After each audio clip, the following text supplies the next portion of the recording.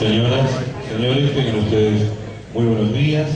Para dar continuidad a esta jornada sobre derechos humanos e infancia, en este segundo y último día de obstáculos y desafíos para la plena implementación de la Ley Nacional 26.061 de protección integral de los derechos de niñas, niños y adolescentes en la provincia de Catamarca, daremos continuidad al panel número 3, responsabilidad penal juvenil, el régimen penal de la minoridad, el decreto ley 22.278, avances jurisprudenciales, la situación de las personas menores de edad no punibles privadas de libertad, el uso de la prisión preventiva para las personas menores de edad, mediación penal juvenil, el rol del Ministerio Público, necesidad de reforma legislativa. Tenemos con nosotros al disertante, el doctor Carlos Vigali. Él es asesor tutelar de primera instancia ante el fuero penal, contravencional y de faltas de la Ciudad de Buenos Aires y profesor de la Universidad de Buenos Aires.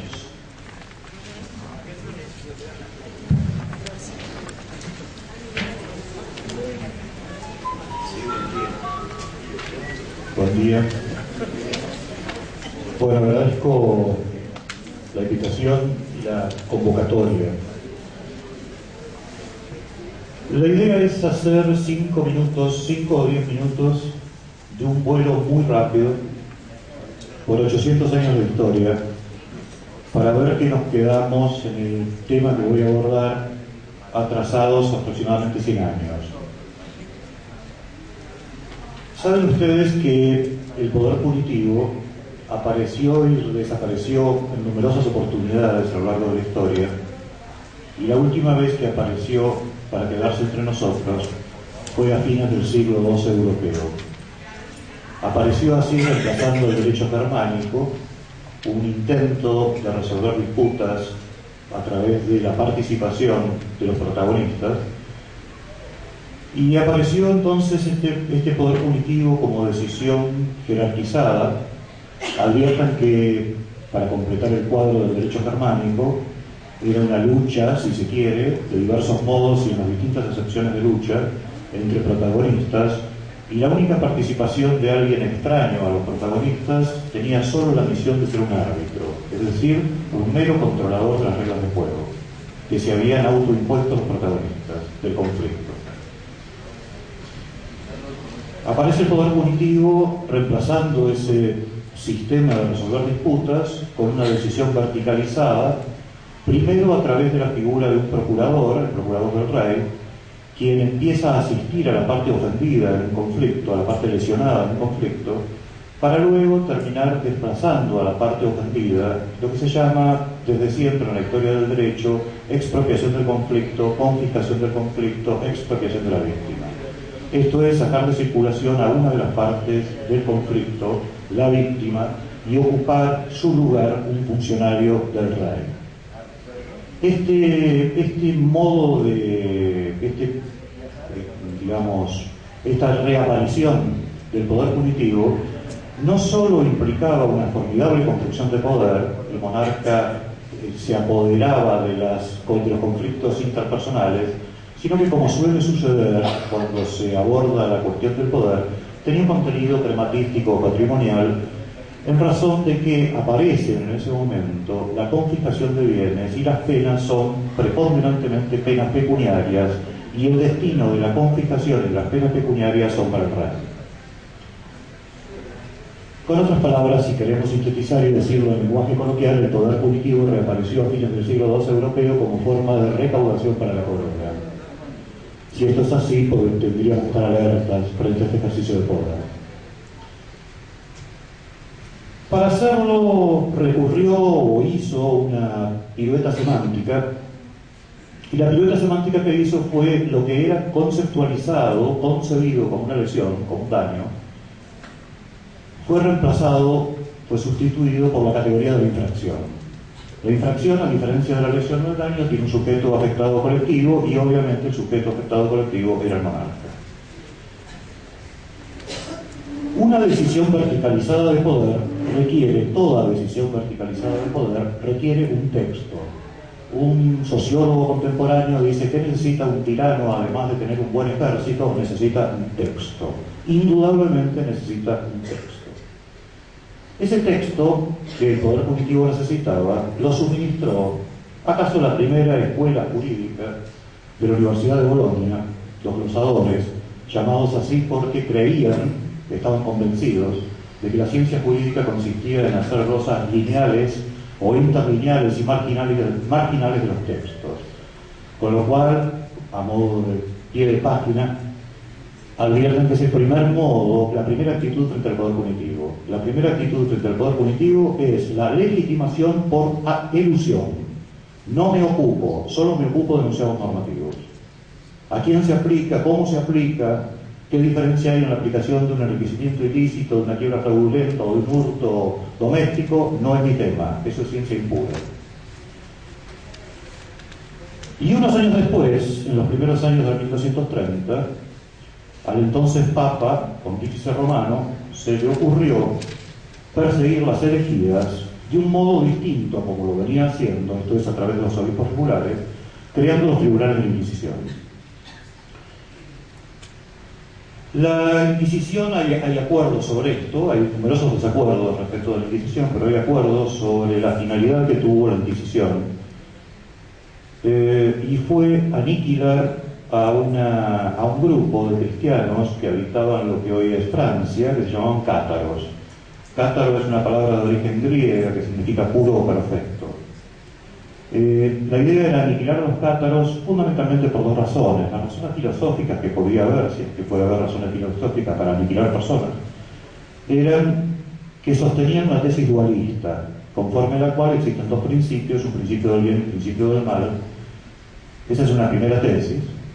Y la segunda, quizás más cercana a una razón o cuando menos a un motivo, era que los cátaros sostenían que no podía haber salvación personal a través de la Iglesia Católica, porque, en palabras de los cátaros, la Iglesia Católica era la madre de las fornicadoras. Los cátaros fueron aniquilados y hacia 1400 cambia el objeto de persecución de la Inquisición. En 1400 aparece en Europa el estereotipo de la bruja. La bruja era la causante de todos los males que ocurrían, todos los males cósmicos tenían que ver con la brujería. Y si indagamos un poco detrás del discurso inquisitorial a qué se denominaba, o qué era una bruja finalmente, la bruja era aquella mujer que no aceptaba los dos mandatos de la estructura patriarcal jerárquica, esto es, esposa y madre sumisa. Quien no quería convertirse solo en un himen complaciente y un útero reproductor al servicio del Dominus, era perseguido por la Inquisición. Unos años después, en 1487, dos inquisidores que practicaban el ministerio en Germania, Sprenger e Inquitoris, publican un libro que se llama el Malleus Maleficarum. Literalmente el martillo de las brujas, y en rigor martillo para las brujas, y el subtítulo era una poderosa masa para golpear a las brujas. La idea era un texto, un nuevo texto ahora para perseguir a las mujeres. Adviértase para que no quede duda alguna que lo que dije que apareció en 1400 es la bruja estereotipada, no es que apareció la conceptualización de la bruja. La bruja aparece cuando menos en el Antiguo Testamento, en el libro del Éxodo, se afirma que Dios dijo que no había que dejarla con vida, y también en repertorios jurídicos, en el Código de Hammurabi, las dos primeras normas del Código de Hammurabi tienen que ver con la brujería. Entonces, lo que aparece en 1400, el Código de Hammurabi son 1750 años antes de Cristo. Lo que aparece en 1400 es la estereotipación. Una vez estereotipada la bruja, entonces cambia el objeto de la Inquisición, se necesitaba un texto y el texto se lo suministran estos dos dominicos. El Malleus, les recomiendo su lectura, es un conjunto de disparates, como suelen ser los discursos genocidas. Las matrices de los discursos genocidas son un conjunto de disparates, sencillamente porque parten de un principio, de una matriz común, que es la negación del otro, es decir, el otro que está ante mí no está ante mí como límite, ni como sujeto igual a mí, sino que es inferior. Por numerosas razones es inferior. La tesis fundamental del Maleus es que las mujeres son inferiores a los hombres por numerosas razones, entre otras, porque han sido creadas a partir de una costilla curva de Adán, ¿sí? Adviertan que se recurre, quienes los lectores de la Biblia sabrán que no es el único relato, es decir, después hay tiempo podemos abordarlo, porque no es el tema, pero recurren a la segunda versión de la creación de la mujer, esto es, que la mujer fue creada después de las babosas, las cucarachas y los bichos bolistas. La segunda cosa que dicen, además de haber sido creadas, en el segundo relato crea al hombre, Dios dice no es bueno que el hombre esté solo y crea a los animales. Los hace pasar frente a Adán para que le ponga nombre y vio que ninguno se le asemejaba. El vocablo asemejaba, bueno, imaginen ustedes lo que significa o lo que significó en la historia de la teología pasar las mujeres o los animales por ante Adán para ver si se le asemejaba, ¿sí? Yo podría decir, somos todos adultos, tuvo Adán alguna dificultad con una tortuga y Dios vio que no se le asemejaba, pero es una mera conjetura. Entonces cuando vio que ninguna se le asemejaba, lo hizo entrar en un profundo sopor, le trajo una costilla, la rodeó con carne, y cuando Adán despierta de ese primer acto anestésico, ¿sí? Se encuentra frente a una mujer y le dice, ahora sí, recuerden esto, ¿no? Ahora sí que eres carne de mi carne, sangre de mi sangre. Por eso te llamaré varona, y sigue el relato, que si quieren después en las preguntas seguimos. Pero la idea es, basados entonces en este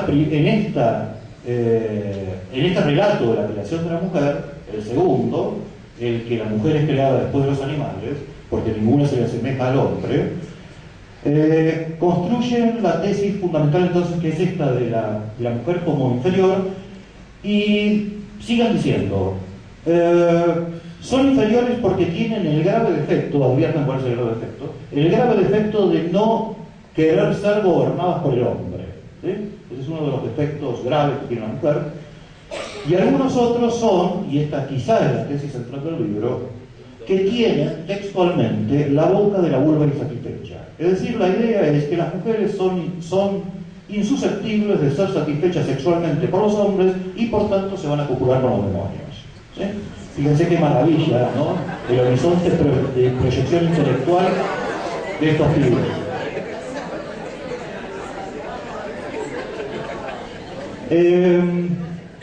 Luego hay capítulos enteros destinados a saber cómo, bueno, o a determinar cómo se procura el placer, ¿no? Voy a prescindir, después si tenemos tiempo volvemos. Pero básicamente, para que no quede trunco el relato, básicamente lo que se dice es, si, lo voy a decir textualmente, ¿no? Como dicen en Maleus, si la mujer está dispuesta a la concepción, en el acto sexual habrá efusión de semen. Si no está dispuesta a la concepción no habrá efusión de semen. ¿Sí? Era orativo, los demonios respecto del semen, está escaseando el semen, ¿sí? Y entonces lo que dicen es, bueno, fantástico, y si está dispuesta a la concepción que los demonios pueden inseminarla, no. Los demonios lo que pueden hacer es obtener semen de algún humano. Bueno, pues, cuéntame cómo es entonces, predicadores. Bueno, la historia sería así. Un demonio, cuando hay una mujer dispuesta a la concepción, adopta la forma femenina, yace con un hombre, le toma el semen y va corriendo velocísimamente a tener contacto con la mujer, que se entregó al diablo voluntariamente, para que no evapore el calor vital del semen. Esa es la tesis, ¿sí? Con esta tesis se mató a la mujer durante 400 o 500 años, ¿no? Digo, más allá de la risa. ¿Qué implica este texto? Bueno, implica el genocidio sobre la mitad de la raza humana, ¿sí? Por un lado. Por otro lado, la habilitación del poder punitivo ilimitado. No hay ningún límite, ¿sí? Porque hay un mal cósmico que nos amenaza. Los inquisidores dicen por ahí, ya en Oriente a los humanos los demonios los están convirtiendo en animales, ¿sí? Algo hay que hacer porque se va a devastar la cristiandad entera. Este conjunto de disparates genocidas hallan su término en el siglo XVIII. En el siglo XVIII hay una reacción del pensamiento ilustrado Y desde el punto de vista que nos interesa aquí, que es el poder punitivo, lo que hay es, aparecen los límites al poder punitivo.